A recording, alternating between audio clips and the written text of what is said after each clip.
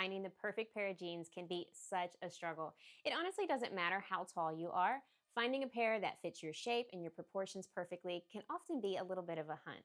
I'm petite, so I share finds that are all petite friendly. I'm 4'10", and I hunt for pants and jeans that you can wear right from the store without any alterations. I'm getting ready to dive into a little series of petite jeans and petite pants, but before I got into that, I wanted to share just a few tidbits on things that you're going to need to know about yourself when you're shopping for jeans online, the two measurements, rise and inseam, and also how things like the placement of the pockets, the size of the pockets, can change the way that these jeans look on your particular shape. There are two measurements that you need to know about yourself when you're shopping for jeans and pants online, and those measurements are the rise and the inseam that you personally prefer. The reason that's important is because proportions vary. So me being 4'10", 4'10" and a half on a good day, I may still have longer legs than someone who is 5 foot or 5'1" overall. So just because it fits me doesn't mean it's going to fit you. There are definitely averages when it comes to petite sizing, but overall, just knowing your personal proportions is going to help you know right off whether something's going to fit you by looking at the description of it online or shopping through one of my guides. And if you're not familiar, the rise measurement is going to be from this center crotch seam on the jeans up to the top of the button.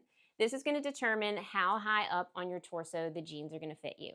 And then the inseam is from that same center crotch seam, and it goes all the way to the bottom of the jeans. There is no perfect rise. In my opinion, it's about personal preference and it's about your proportions. On my shape in particular, I prefer my jeans to come right to my belly button. It balances me. It's kind of right in the center of me. It makes my legs look a little longer overall. My personal measurement for that is right around 10 to 10.5 inches. So that's my personal perfect rise. For some of you, that may be more of a 9-inch to a 9.5 rise, and for some of you, it may be even lower than that, more of like an 8-inch rise. You can't use brands' naming of the rise to know whether or not it's actually high or mid, because one brand's high rise is another brand's mid rise. So you definitely want to check those measurements. I include them in all of my denim and pants guides, but they're also often in the description on the jeans themselves when you're shopping online. Averages for the rise for petite sizing in general, a mid-rise is going to be a 9 to a 9.5, and then a high rise is going to be that 10 to a 10.5. And when it comes to your inseam, that's also going to be based on your proportions and on your preference overall. It's also going to vary from style to style. I have a 25-inch inseam to my ankle bone. So if I'm looking for a pair of jeans that I want to be kind of cropped or I want it to hit right at my ankle, I'm looking for that 25-inch inseam, but I also know that I could go for 26. If the jeans are a slim straight style and they have a 28-inch inseam, they're an absolute no-go for me. On the other hand, if I'm looking at a pair of jeans that has a wide opening and I want it to wear full length on me, so say like a wide leg or a flare, I can wear right around a 27 to a 28-inch inseam if I want to wear them with flats. And then if I want to wear them with a pair of heels, I'm going to be looking more for that 28 to 29-inch inseam. You can't rely on brands to always have your inseam, even if the jeans are petite. I have seen petite inseams ranging from 24 inches all the way up to 31-inch inseams. And so even though they're petite, I know right away that that 31-inch inseam is just definitely not going to work for me unless I wanted to hem the jeans. The same thing goes for the rise. If the rise on the jeans is 11 or 12 inches, which really could be something you could see in a rise on a pair of jeans, I know right away that those jeans are going to hit me like right here at my rib cage, and it's just not going to be a good look.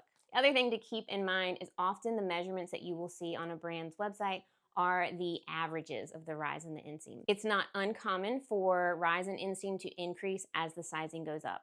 I am typically the smallest size. I'm typically 00, 24, so the measurements that I provide to you are often the smallest that the jeans are going to come. So let's talk about pocket placement. If the pockets on a pair of jeans are placed too high and your bottom is kind of hanging out below those pockets, it's going to make your bottom look longer overall.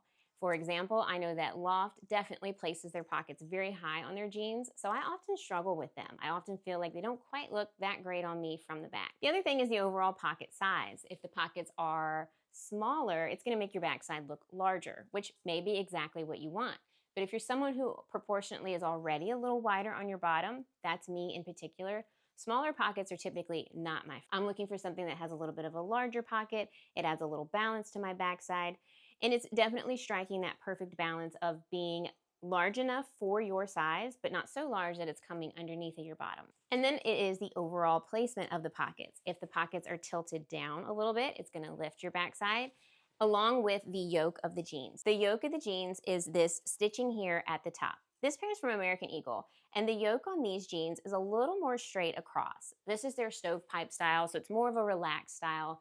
A straight across yoke is kind of going to lower your backside a little bit. It's not going to give you any lift. If you look at the yoke on, say, a pair of Levi's jeans, a pair of Abercrombie jeans, they're going to have that drawn in, dipped down yoke, and that's what gives you a lot of lift, especially paired with pockets that are also kind of like drawn in and dipped down on the sides. That's going to give you lift overall as well. So what is the difference between petite jeans and then jeans that are just coming with a shorter inseam overall? So petite jeans are going to be reproportioned all over. They're going to often have a shorter rise, the pattern's going to be different, the pockets might be placed differently on the jeans, and of course the inseam is going to be shorter. They are just reproportioned for someone who is short in general. And then some brands just offer the same jeans, just in a shorter inseam. So they're going to have the same rise, they're going to have the same pattern placement. The leg is just going to be shorter overall. Both can work for you depending on your proportions. I know I personally can definitely wear both, but sometimes when the proportions are thrown off, say the rise is too high, say the pockets aren't hitting quite right, things like that are going to throw off the overall fit. So it's definitely not something that you have to stick to, but just in case you were curious, that's the difference between actual petite sizing and then when something just runs in a shorter inseam overall. I hope this helps you find the perfect pair of jeans for you. If you'd like to see all of my petite friendly jeans and pants, I have several guides on my blog. I have them by inseam. I list everything from the rise to the inseam so that you can find that perfect pair for you right from the store. And if you'd like to see more of my petite friendly content, you can follow my blog at pumpsandpushups.com. That is linked in the description. If you'd like to see my daily content, follow me on socials. I post content every day on Instagram and Facebook that is petite friendly. And if you'd like to see more of my long videos, be sure to like and subscribe to this channel.